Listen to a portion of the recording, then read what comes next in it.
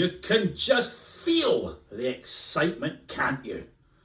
The regulator says you must report to residents on satisfaction levels, how well you're doing on safety, who does what, and management costs. The residents are desperate to see these documents. They're queued round the block, aren't they?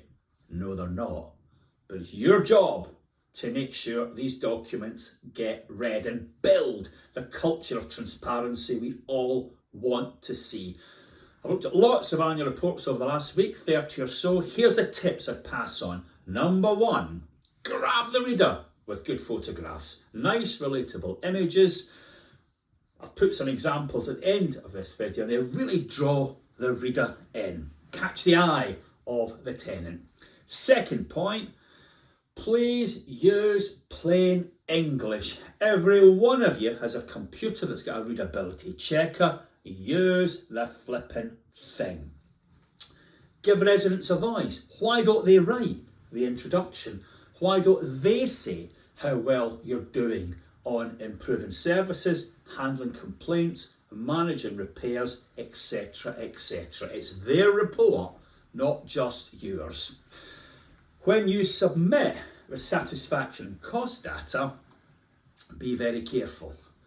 Others will turn it into a league table. The Times did that for local councils recently. Surprise, surprise. The district councils did a lot better than the Mets and cities. Even the winning district council said, I'm pleased to get the award.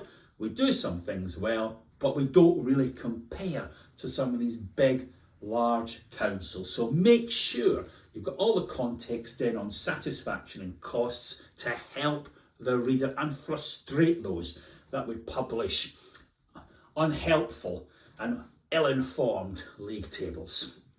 Good idea to break the reports down by protected characteristics, by area if you're a large landlord, and by tenure if you are managing shared owners. What we want are compelling plans for improvement that are signed off by residents. The regulator will insist on total accuracy on safety and cost data. Get that wrong, there will be ramifications because you've misled the residents. Please do not put any boasting in that cannot be verified at inspection. You saw what happened to Rochdale when Michael Gove looked at the propaganda they published compared to the reality of their services.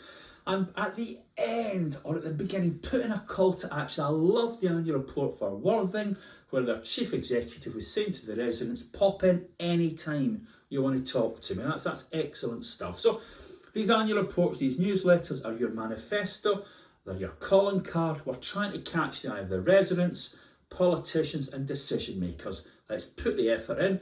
HQN's working with a group of landlords who are trying to get these annual reports right.